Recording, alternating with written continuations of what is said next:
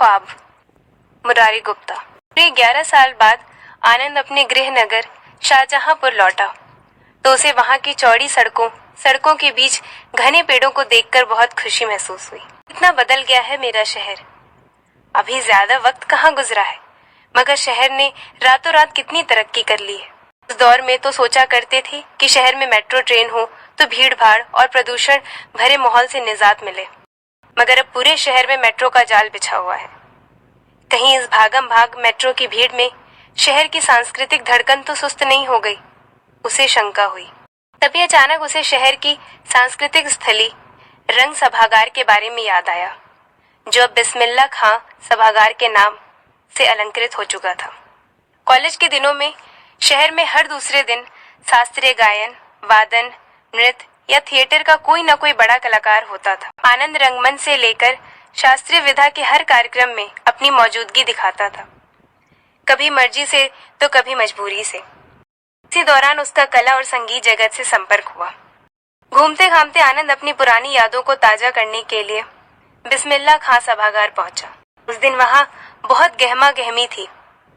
शहर के युवाओं के लिए तो ये पसंदीदा जगह थी।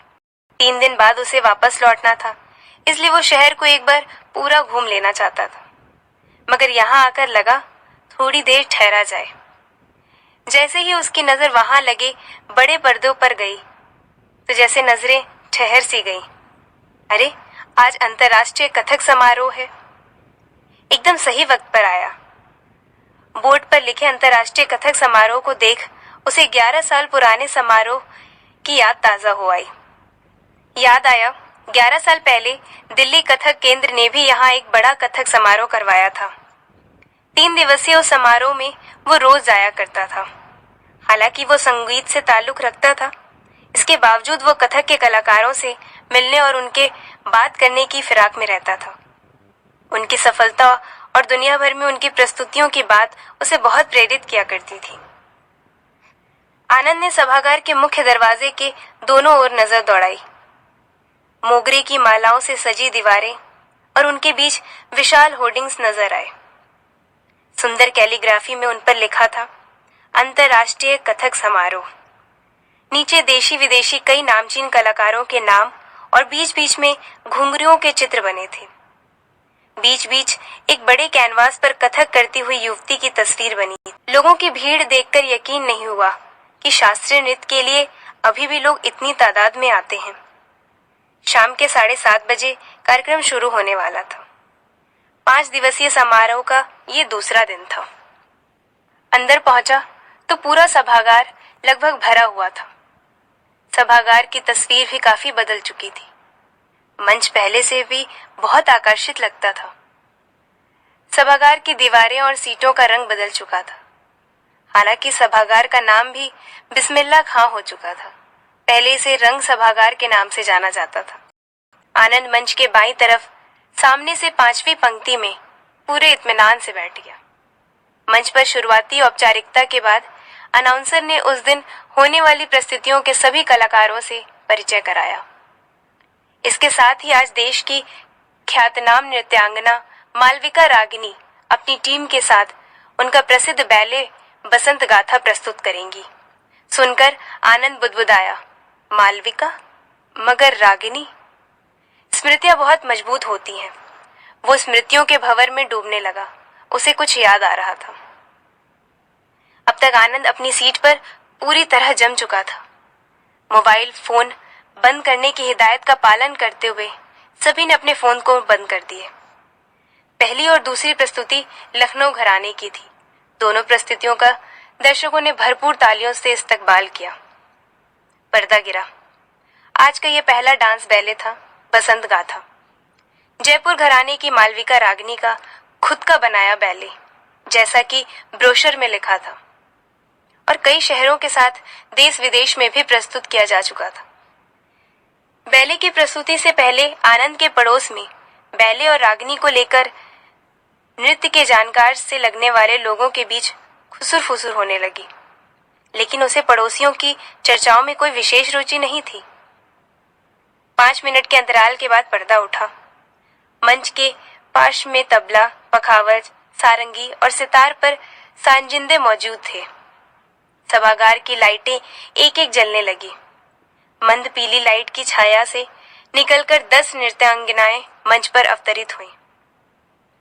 उन्होंने आकर्षक रूप में गणपत वंदना से बैले की शुरुआत की।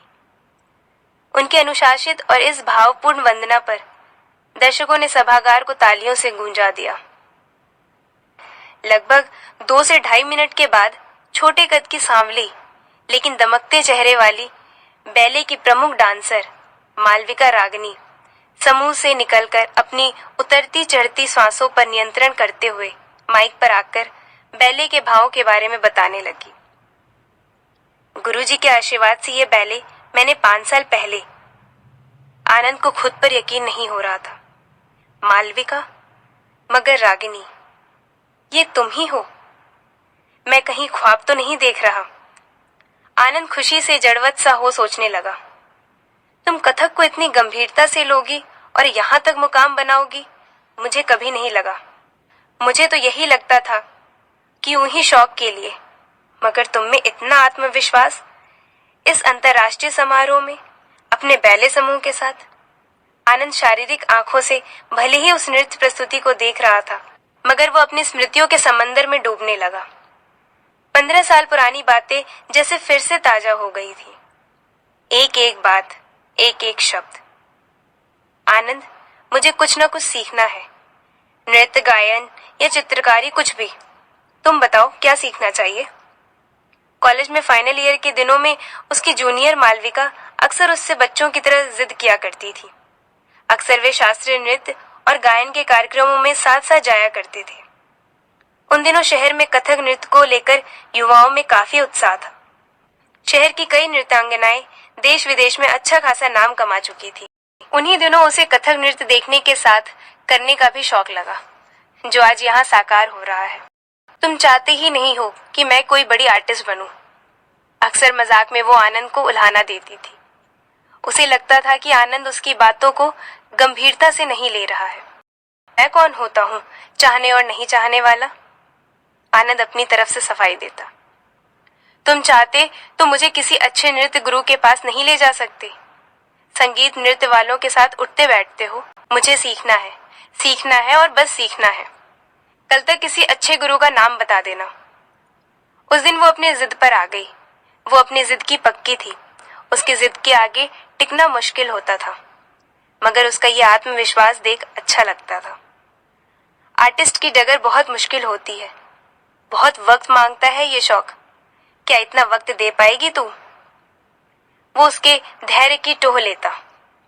देख मालविका, अभी तुम्हारा जॉब शुरू होने वाला है। तुम्हारे सामने पूरा करियर पड़ा है। शौक तक तो ठीक है, और तुम खुद जो नौकरी के बावजूद पश्चिमी शास्त्रीय संगीत सीखते हो, वो कुछ नहीं। तुमको लगता है कि सिर्फ तुम ही सब कुछ सीख सकते हो। तुमको बताना है तो बताओ, नहीं तो मैं ही ढूंढ लूंगी। उस दिन उसकी सीखने की प्रति तड़प देख बहुत अच्छा लगा। उसे याद आ रहा था कि किस तरह हाना करते हुए पूरे 3 महीने बाद आखिर उसे नृत्य गुरु पंडित राग बिहारी दास के पास लेकर गया। पूरी प्रस्तुति के दौरान आनंद बाहरी आंखों से मालविका के भाव भंगिमा से युक्त नृत्य देख रहा था, लेकिन भीतर से यादों का पुराना तूफान शांत नहीं हो रहा था। वो खुद को यकीन दिला रहा था कि ये वही मालविका है जो कथक सीखने के लिए उससे जिद किया करती थी। कथक के रियाज के दिनों में लगभग हर दिन के रियाज के बारे में वो आनंद से चर्चा करती थी।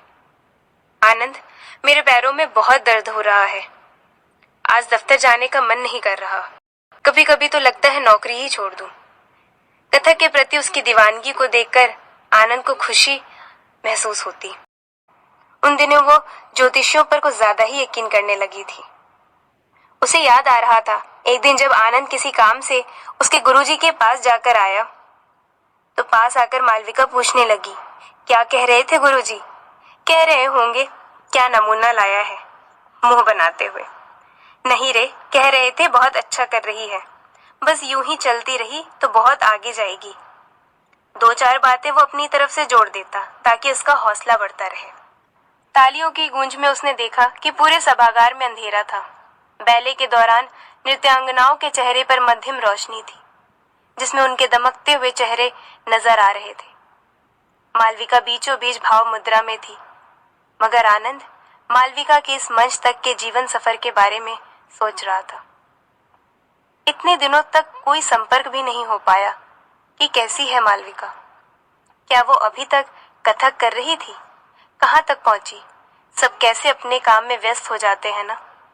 न उसने कोई संपर्क किया, न ही कभी वो संपर्क कर पाई, मगर यात्रा चलती रहती है अकेले, क्योंकि ख्वाब देखने और मंजिल पाने का सबका अपना हक होता है। आनंद को याद आ रहा था कि उसके रियाज के दिनों में एक दो बार जब वो उसका रियाज देखने गया तो वो सिर्फ उसके घुंघरुओं की तरफ देखता था। वो जानता था कि यदि उसने नजर मिलाई उसका आत्मविश्वास डगमगा जाएगा। इसी वजह से उसके गुरुजी के कई बार कहने के बावजूद वो उसकी रियाज देखने नहीं जाया करता था। पंडित राग बिहारी अक्सर कहा करते थे कि जिसे यहाँ लाए हो वो कहाँ तक पहुंची देख तो लो। कई बार उलाहना भी देते थे, मगर आज हजारों दर्शकों के सामने उसकी आत्मविश्वास से लबरेज प्रस्तुति देखकर आनंद अंदर ही अंदर खुश हो रहा था। हर किसी की जिंदगी में कई बार ऐसे पड़ाव आते हैं जब वो खुद को जिंदगी के चौराहे पर खड़ा पाता है। निर्णय करना बहुत मुश्किल हो जाता है कि क्या छोड़े क्या रखें, वो भी जब छोड़ने वाली और पाने वाली दोनों ही चीजों में बहुत आगे निकल चुके होते हैं। फिर से लौटना खुद के हुनर की मौज जैसा होता है। मालविका भी उन दिनों कथक, दोस्ती और नौकरी के भंवर में फंसी थी। आनंद, आज मैं अपने मन को नहीं समझा पा रही हूँ।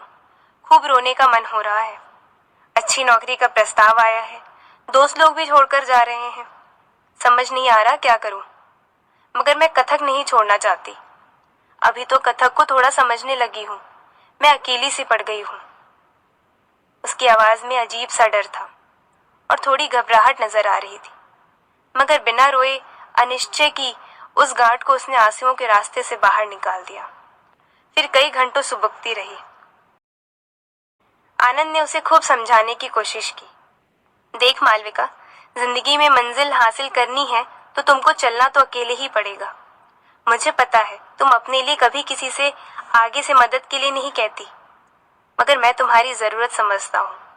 मैं यकीन दिलाता हूँ, तुम्हें जब भी किसी तरह के सहारे की जरूरत पड़े मैं हमेशा रहूंगा। आनंद की हौसला अफजाई से उसे खुद पर विश्वास बढ़ता। आनंद अक्सर बातों के दौरान उसके इस विश्वास को महसूस भी करता था। इतने बड़े कलाकारों के बीच मंच पर उसकी प्रस्तुति से बिल्कुल नहीं लग रहा था कि उसने पक्की उम्र में कथक शुरू किया होगा। कॉलेज के आखिरी साल में उसने नृत्य शुरू किया था, मगर इतनी लचक तो बड़े कलाकारों में भी नजर नहीं आती। और उस भावहीन चेहरे में मालविका ने इतने भाव कहाँ से पैदा कर लिए। उसके कई दोस्त भी उसे इस उम्र में कथक कहकर हतोत्साहित करते थे। कभी कभी इन बातों का उस पर असर भी हो जाया करता था। आनंद उसे अक्सर समझाता, लोग तो कहेंगे ये तुम्हारे ऊपर है, उन्हें सुनकर तुम परेशान होती हो या फिर चुनौती के रूप में लेती हो।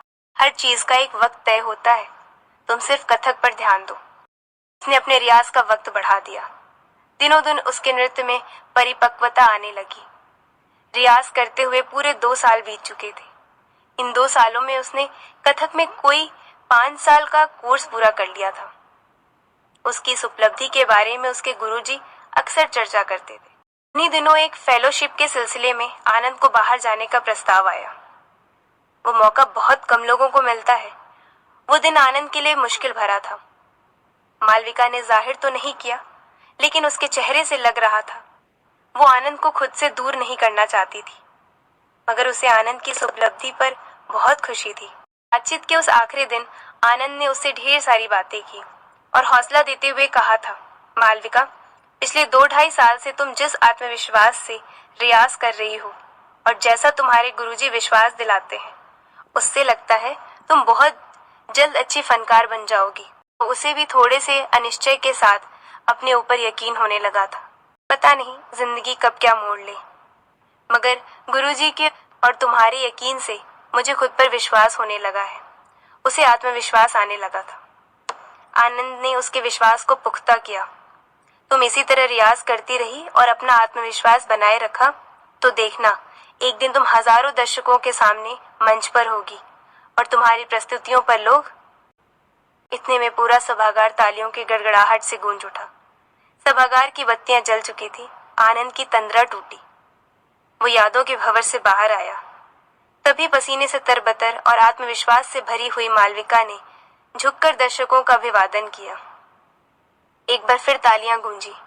आनंद ने इस बार ताली बजाई और यादों के भंवर से निकले आंसू उसकी पलकों के किनारे से नीचे लुढ़क गए। उसके ख्वाबों का बीज पक चुका था। आज आनंद का एक ख्वाब पूरा हुआ।